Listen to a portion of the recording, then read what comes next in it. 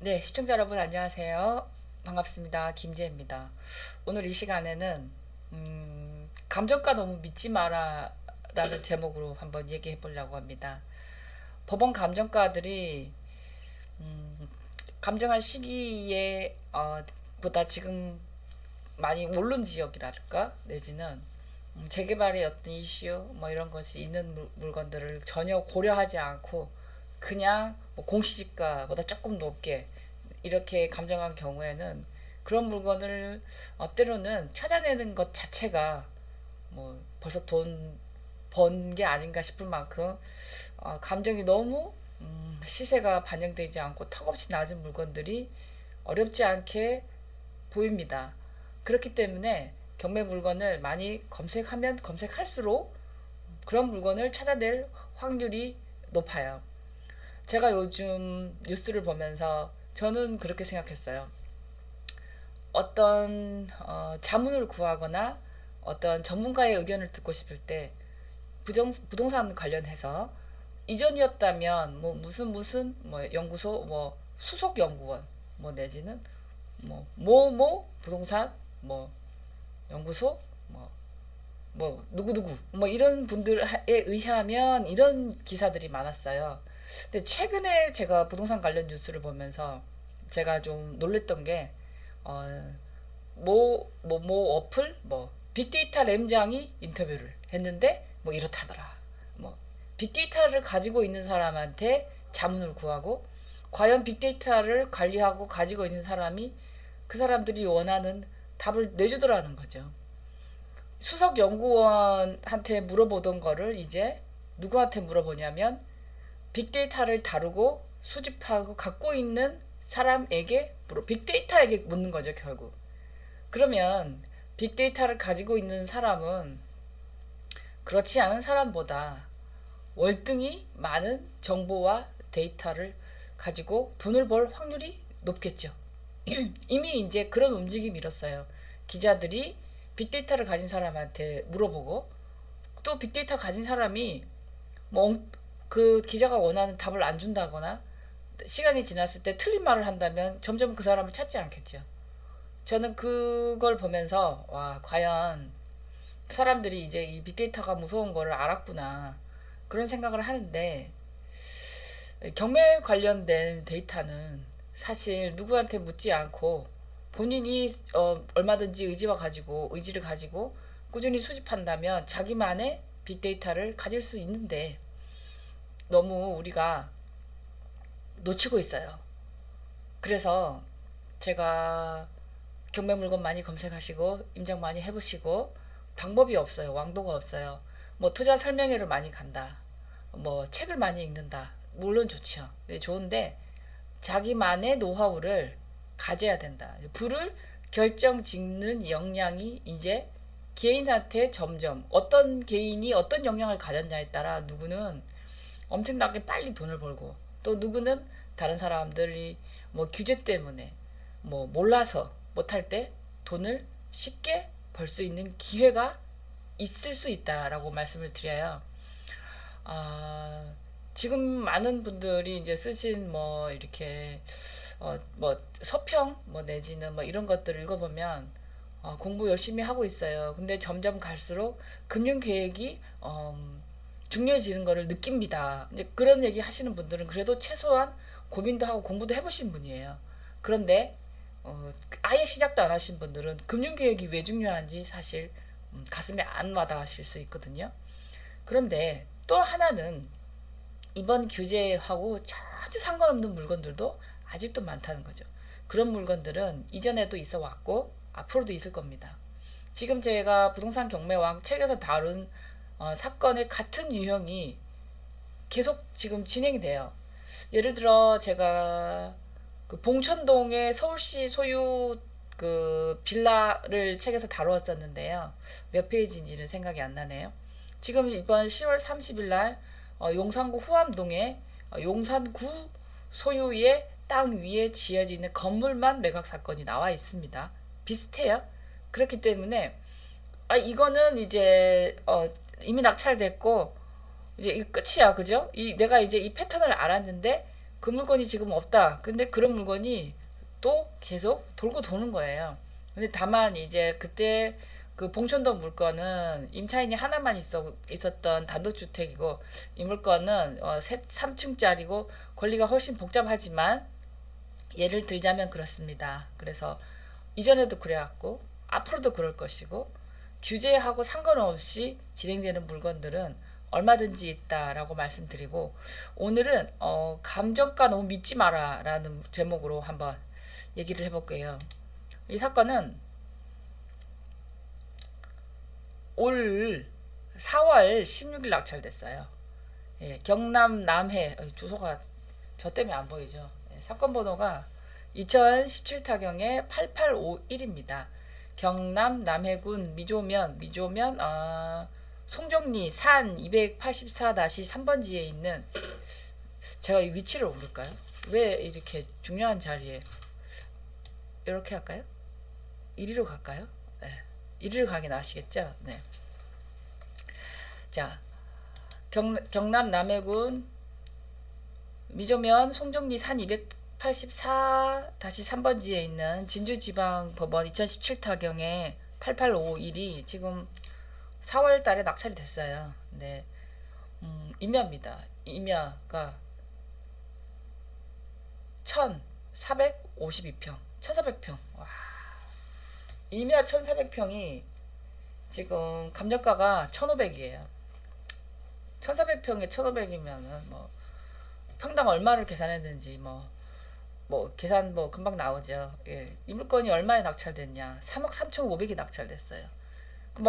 아무런 내부의 자료에 대한 기록이 없는 사람이 만약에 이 낙찰장에 갔을 때 경매에 싸다더니 하나도 안 싸네, 이렇게 생각할 수도 있고, 어떤 사람은 다른 물건 낙찰 받는다고 한 게 잘못 썼나? 동그라미 하나 더 썼나? 예. 3,350만 원에 받는다고 하는 게 공을 하나 더 썼나? 누구나 자기 입장에서 생각할 수도 있겠죠. 근데 과연 이 물건이 이렇게 낙찰될 만한 가치가 있는지, 잘못 받은 건지는 조금만 물건을 자세히 들여다보면 알 수 있어요. 자, 사진을 한번 볼까요? 토지를 결정짓는 요인들 중에 앞으로 개발 계획이죠. 결국은 길이 얼마나 나 있나, 이 물건까지. 그 다음에 이제 최근 요새 각광받는 바닷가 전망, 뷰가 있냐, 위치, 도로와 얼마나 가까우며 바닷가 조망이 있냐, 이런 저런 그런 조건들을 봤을 때 지금 도로가 여기까지 있죠. 예, 도로가 가까이 있죠. 만약에 이 앞에 땅하고 어떤 협상을 잘 하신다면, 도로를 내신다면 이제 더 이상 임야가 아니겠죠. 그래서 이건 뭐지? 이게 바닷가니까 식수, 빗물 같은 거나 그런 거를 저장하시는 장소인 것 같아요. 땅이 워낙 넓으니까 이 정도 있는 거는 이 땅에 큰 지장이 없을 것 같고요.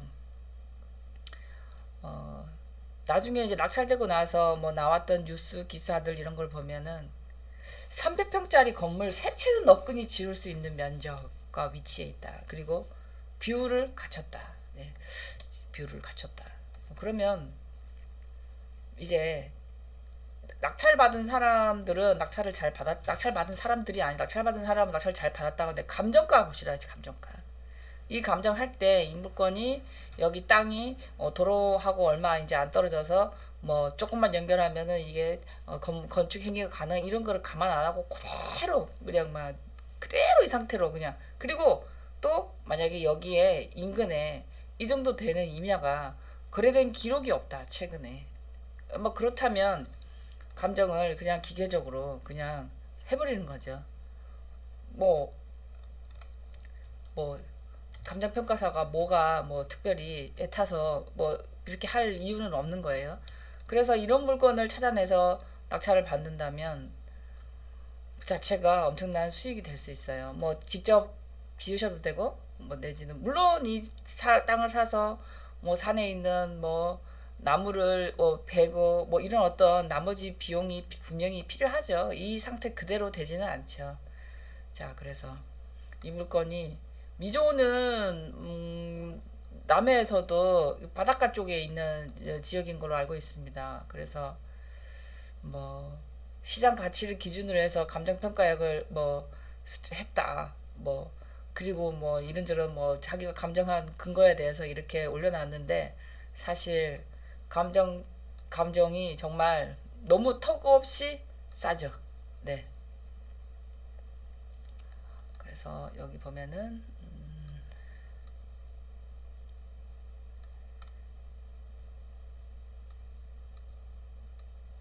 이런저런 조건 뭐 이런 거 저런 거를 자기가 비교해서 자기가 이 물건을 감정했다 뭐 감정한 원인에 대해서.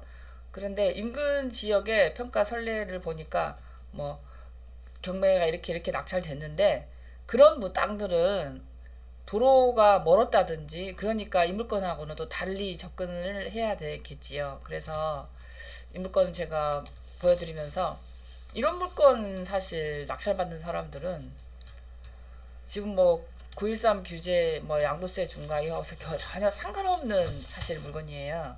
그리고 또 제가 한 가지 또 이 물건을 보면서 말씀드리고 싶은 게 청구 금액이 제로예요. 또 제가 또 옮겨야 되겠네요. 또 이번에 또 이렇게 가겠습니다. 자, 청구 금액이 0원이에요. 경매는 누군가가 빚을 갚지 못해서 경매를 진행하는 것도 있지만 뭐 파산을 해야 되는데 팔아서 채권자들이 나눠야 된다든지 뭐 이런 경우 공유자들이 뭐 일반 매매를 하려는데 뭐 누구는 팔자 누구는 협조를 안 해주면 매매가 한 덩어리가 다 매매가 안 되겠죠. 그런 경우에 이제 우리가 이제 재판해서 여기 있죠. 사건 번호가 있네요. 예, 어떤 뭐 판결에 의해서 이제 공유물을 분할하겠다. 공유물 분할로 청구 금액 없이 공유물 분할을 위한 경매를 진행할 수도 있어요. 이 공유물을 매매로 내놓은 이 공유자들은 어떻게 보면 여기 이 인근에 부동산에 내놓은 것보다 훨씬 더 높은 가격에 낙찰이 됐어요. 쉬운 예로 최근에 그 용산 후암동 물건 2016타경의 8523 같은 경우도 감정가보다 몇 억이나 더 높은 금액으로 낙찰됐죠. 그 감정도 물론 좀 쌌지만 그 공유자들이 진짜 생각 잘한 거죠. 동네에 그냥 부동산에 내놓은 분들, 직방에 내놓은 분들 사실 얼마나 더 많은 사람 보겠어요. 근데 경매는 전국에서 보니까 더 많은 사람들이 이 물건의 가치를 판단해서 더 높은 가격에 더 필요한 사람한테 이 물건이 가서 낙찰된다면 일반 매매로 파는 것보다 법원에다가 내다 파는 거. 그러니까 법원에 매각해달라고 의뢰하는 게 결국 법원에 내다 파는 거예요. 그러면 법원에서는 그 파는 비용, 뭐 감정하는 비용, 우편물 주고받는 것, 그다음에 공무원들 뭐 인건비, 그다음에 이 채권에 비례해서 돈 받고 팔아주는 거예요. 정해진 날짜에. 다만 얼마에 팔아준다는 보장은 없죠. 그 판단은 자기가 하는 거예요. 그래서 이 물건도 마찬가지고 그 용산 후암동 물건도 마찬가지고 이 공유자들은 엄청 판단을 잘한 거예요. 이번에 제가 말씀드린 이 버전은 이제 소유자 버전이에요.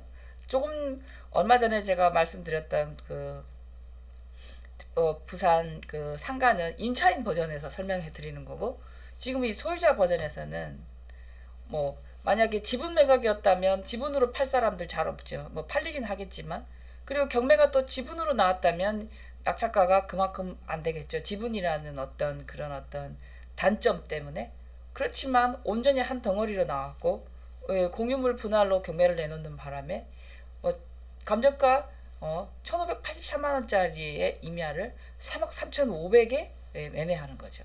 그리고 이런 물건을 낙찰받는 투자자도 자기가 낙찰가를 그렇게 썼다는 거는 그만큼 메리트를 느낀 거죠. 그러면 이런 물건 낙찰받는 사람들은 사실 요새 규제 때문에 뭐 경매 못 한다던데 경매 물건은 정말 다양합니다. 많고 다양하고 모든 물건이 또 다 달라요. 시나리오가 같은 물건은 하나도 없어요. 그리고 어떤 시기에 따라 이 물건이 또 각광받는 시기가 있고 그런 것들이 다 빅데이터예요. 사실은. 네. 누구 어디에서 근무하시는 빅데이터 램장한테 물어보지 않아도 되죠. 경매 물건이 많은 걸 보여주고 있어요. 또 제가 경매 물건을 자세히 보실 때 뭐를 또 유심히 보시라고 하냐면 권리 신고한 임차인들이 다 부득이 자기가 얼마에 살고 있다는 거를 사실 관계 그대로 보여주는 그 임차인 현황들을 보면 2012년도에 500만 원에 내 40만 원 살았다. 뭐 2015년도에 전세 3천이었다. 이것도 사실 데이터입니다.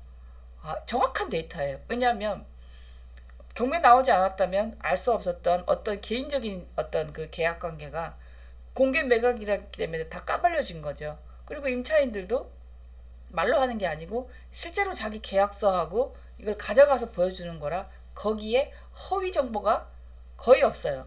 다만 한 가지 우리가 감안해야 될 거는 이 집에 대출이 있어서 이만큼의 전세니까 만약에 내가 낙찰받아서 대출이 없다면 좀 더 받을 수 있겠나 이런 어떤 기준을 임차인들의 그 어떤 매각 물건 명세에서 그 임차인 현황에서 많은 정보를 보여주고 있어요. 예를 들어 뭐 수원이면 수원 지역에 다가구 하나를 뽑으셔가지고 5년치 기록을 모으시면 그게 빅데이터입니다.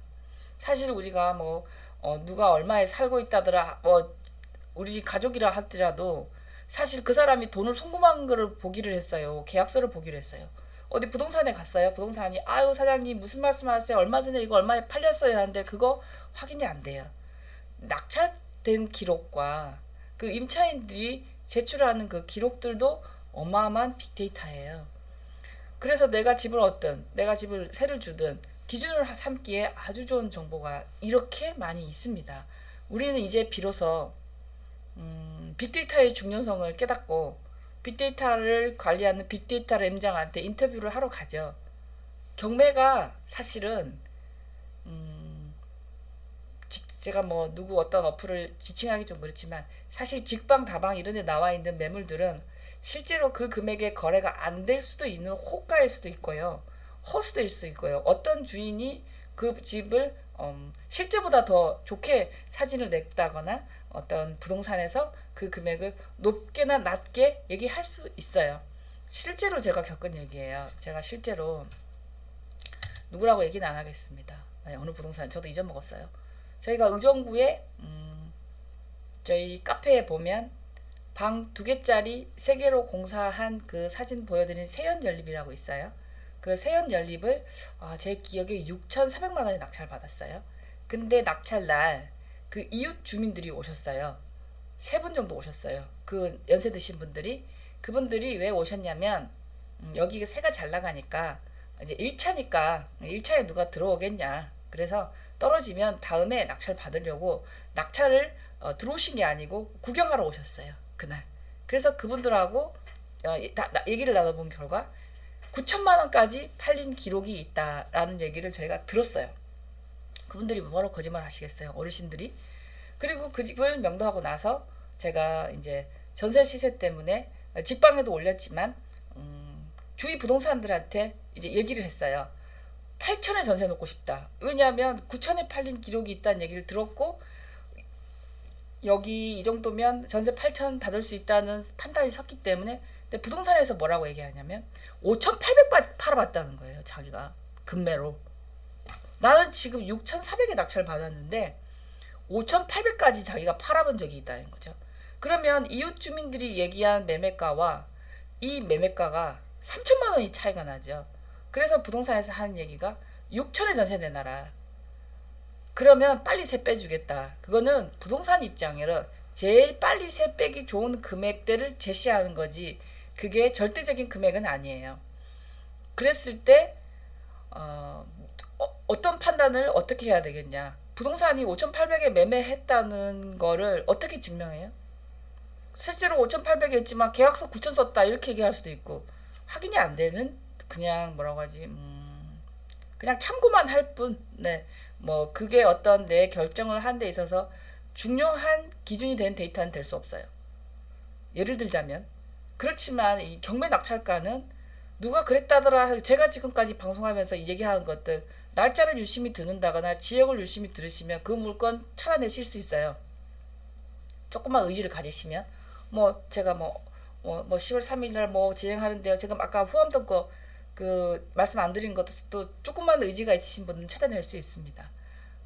그렇기 때문에 지금 저희가 경매 정보도 무료이고 유튜브 방송도 사실 무료이기 때문에 어떤 정보의 질이나 이런 것이 어, 돈을 안 내고 얘기를 하기 때문에 돈을 안 내고도 보시기 때문에 좀 가볍게 여기실 수도 있지만 제가 지금 꾸준히 말씀드리는 이 빅데이터가 어마어마하고요. 또 꼭 누군가의 입을 통해서만 들으려고 하지 마시고 스스로도 그런 어떤 생각하는 어떤 그런 어떤 힘을 기르시기 바라고 지금 여기 저희가 보여드리는 제공해드리는 저희 경매 공매 가이드의 이 데이터도 누군가에게는 어마어마한 돈덩어리 정보입니다. 예. 그리고 사실 지금 뭐 올 8월부터 대법원 기록이 이전 같지 않다는 거 이미 아시죠? 채권자, 채무자 이름도 안 나올 뿐더러 배당까지 끝난 사건은 거의 안 보여주죠. 그러면 빅데이터 수집하려면 저희 같은 사설 사이트를 이용을 하셔야 돼요. 저희가 서비스를 시작한 이래로 3년치, 4년치 과거 기록들을 세이브하고 있습니다. 그래서 어떤 분들은 대출 규제 때문에 경매를 못 하겠다. 좀 쉬어서 해야 되겠다. 나는 금융을 잘 몰라서 남편이 공무원이라서 뭐 대출 안 나올까 봐 못 하겠다. 이런 분들이 있으신데 그런 물건을 안 하시면 돼요. 예, 그렇지 않고 규제와 무관한 물건들도 계속 진행되고 있다. 경기가 좋든 안 좋든 채권자의 요청에 의해서 진행되는 경매는 그 경기가 안 좋다고 채권자들이 지금 자기가 채권을 회수해야 되는데 경기 따지게 생기지 않았잖아요.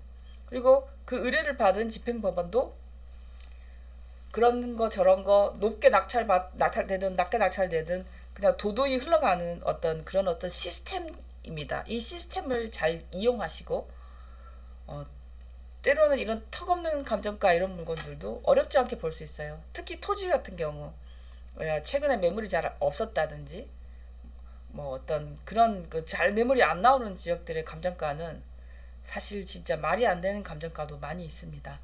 그래서 보는 눈을 기르신다면 저희가 제공해드리는 이 경매 정보 그리고 제가 쓴 책, 네, 이거 세 개면 끝이라고 제가 말씀을 늘 드렸는데 그 중에 이 전산 안에서 이 전산이 여러분들한테 제공하는 이 데이터는 정말 정확하고 누구의 사심 없이 그냥 보여드리는 거잖아요. 누가 뭐 이거 제가 전산에 뭐 기분이 안 좋다고 이 낙찰가를 5억 5천으로 고친다든지, 네, 우리 전산 담당자가 이 물건 자기가 하려고 낙찰 받고 싶어서 시청자들한테 안 보여주고 내린다든지 이런 게 없이 아무런 어떤 사심도 없이 진행되고 보여드리는 이 데이터를 잘 활용하시기를 권해드립니다.